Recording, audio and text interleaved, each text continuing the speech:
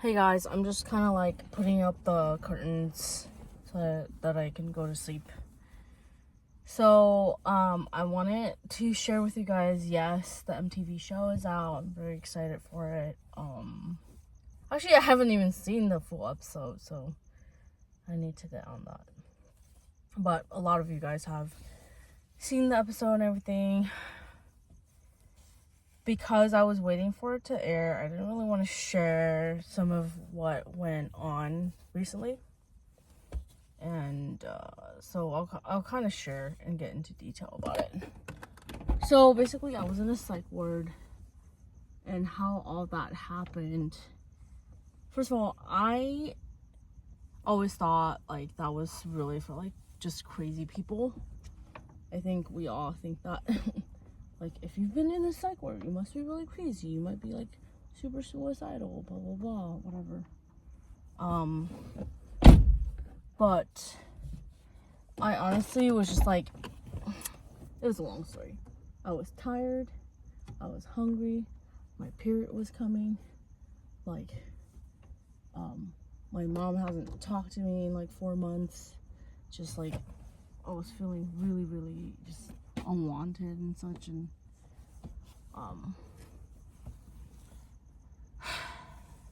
so like that day, like my boyfriend had gone to like Long Beach to work, and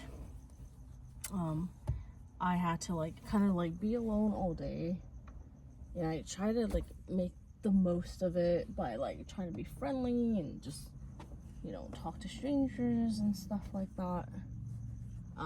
But I still felt just like super kind of like depressed about like how my mom just kind of like disappeared out of nowhere. Sorry, it's kind of dark. It's gonna get a little bit dark. I should probably turn on the light. And this is the sunshade kind of like goes on the top of the freaking. Okay, so. Okay. So, you know, I was hungry, and then my boyfriend was telling me, like, no, you can't come into the festival when I'm working. I don't want to be bothered when I'm working. He gets like that. He doesn't have a personality where he does not like to multitask or, like, have people around that, like, he loves when, especially when he's, like, working. I don't know. Don't ask me why he's like that. He is like that. And so I was just like trying to make the most of it, like trying to find stuff to do, and I'm really good at usually like making friends with strangers and just like talking to them. But for some reason this day I just felt especially sad, especially lonely. And when I went to the festival, I straight up like asked his boss, like, hey, if Jake had asked for a ticket, would we have been able to go? Would I have been able to go? And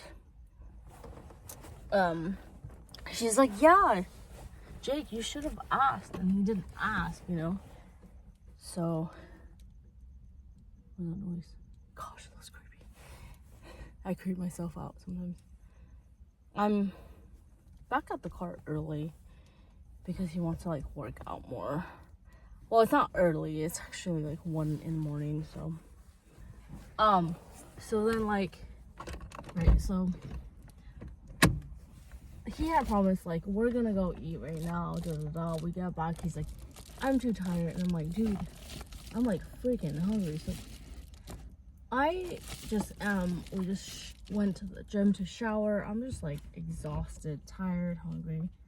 You know, I waited for a shift to get done. All the curtains up. So I'm just like, dude, I'm like exhausted. Like, can we get some food to eat and stuff, such and such. And sorry, I'm dragging this out because I'm just trying really hard to set the bed up. It takes a minute.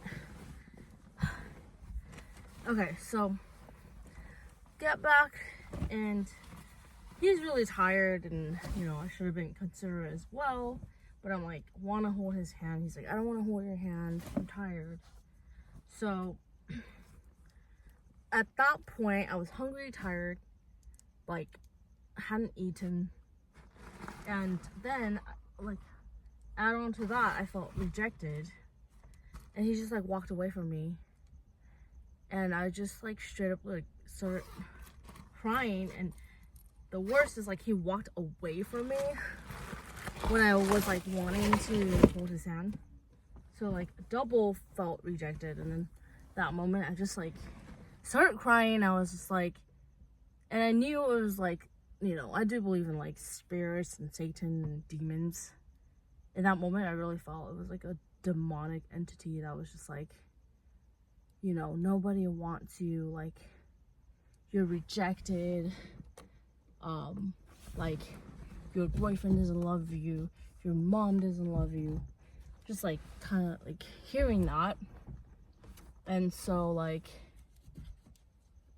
it was actually really scary, because like I felt that there was almost like this spiritual demon or demonic entity that was telling me like, okay, if you just, you know, stand in front of a car or something, you'll kind of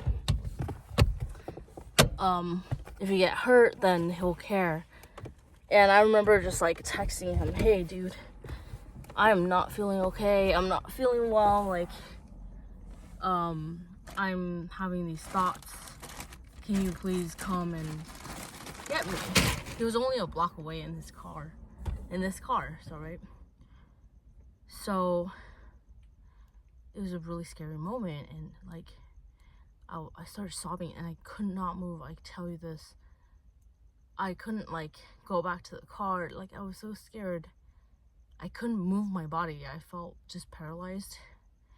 I just sat down on the curb, cried my eyes out, and I just like wanted someone to talk to. And I remember this cop just drove past me. I was like, I thought they were gonna ask me how I'm doing, but they disappeared. A moment later, this female cop drives up to me. She's like, are you okay? I'm just like, oh my god, someone wants to help me. Meanwhile, I have no idea what a 5150 is. I don't know anything about it. I've heard of friends going to psych wards, but I didn't think much of it. I literally just like wanted someone to talk to, so I was just so grateful, like, you know, someone wants to talk to me. So I'm like, you know, my mom hasn't seen me in 3 months. She hasn't talked to me, and I feel depressed and blah blah blah. I'm just like spilling my guts out, not really thinking that I'm saying anything wrong. I made the mistake of saying like, you know, I just felt like myself, right? And like I wasn't gonna do it. Like I have so much to look forward to. I was just kind of like venting, and straight up the cop was like, hands behind your back, we're not arresting you, we're just taking you to the ER. And I'm just like in this moment like so shocked. Like my boyfriend's like already in the car, probably sleeping. I'm thinking like, what the heck? I was like, can I go back to the car? Can I tell him what's going on? Like at least get something. She's like, no, you can't. Like takes me to St. Gabriel Medical Center. And I'm just like, my hands are so uncomfortable. Like I've never been handcuffed. I've never really committed any like crimes or anything, so this was definitely a first for me. I was really scared, like honestly in the moment. Like I was just like, God, like I don't understand what's going on. I felt a lot of fear, but I also felt peace. So like I get there, I'm still handcuffed, I'm waiting in the cop car. The cop car is like plasticky, it's like very hard, very uncomfortable. And I think like it showed me like you cannot trust the cops. Like do not ever tell them that you want to like hurt yourself in any way, because you will end up getting 5150. And that's what happened to me.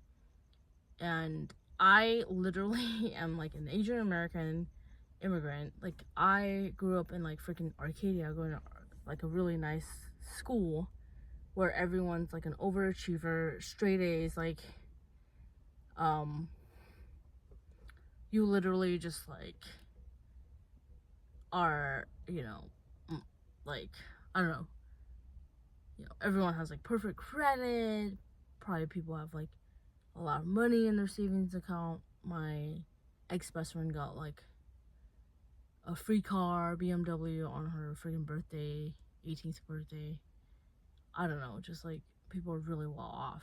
But I wasn't raised that way. Like, I was raised by a single mom who literally had, like, no money, and that borrowed money from me for rent. Anyways, long story short, I'm gonna continue the story, like, in another video, but I ended up in the freaking ER with, like, these curtains, right? Fabric curtains. There's a security guard watching me at all times, like, so within, like, the 8 hours, it was, like, 12 different cops, or no, security guards. Every time I have to use the restroom, I have to ask, can I use the restroom? And they give this robe. And, like, the crazy thing is, like, I literally was, like, commando because I just came from the gym. I was about to go to sleep. I had, like, PJs on. Like, thank God I had, like, a pretty thick jacket because it was kind of cold. And so they were like, here's this, like, very scratchy white underwear, and they're like webby. Like, I don't even know how to describe it, but just not very comfortable. So I put it on. I'm like, ew, this is disgusting. But, you know, they gave me, like, a few blankets, and they're, like, these heavy, like, disgusting muslin cloth. I don't know how to describe it, but so at one point I was just like, these underwear are so uncomfortable, I'm just gonna take it off. But I was, like, kind of scared that, like, hey, these are, like, male security guards, I don't want them to see anything, so I had to, like, make sure I was, like, wrapped up. And then, like, my neighbors in the ER, they were all, like, so crazy. Like, some of them were seriously, like, probably, like, possessed, like, making crazy noises. And, like, there was, like, people, like, falsely pretending to have like what's it called, like, seizures. Yeah. And so, like, there was a boy that was, like, screaming. I don't know, was his feet, was his leg getting cut off? I have no idea. But that was my first night in the ER, and they were just, like, they took a urine sample to make sure I'm not on drugs, took a blood sample. I was just like, I'm not supposed to be here. I'm supposed to be in the comfort of my car. I'm supposed to, like, not, like, I'm not, like, crazy.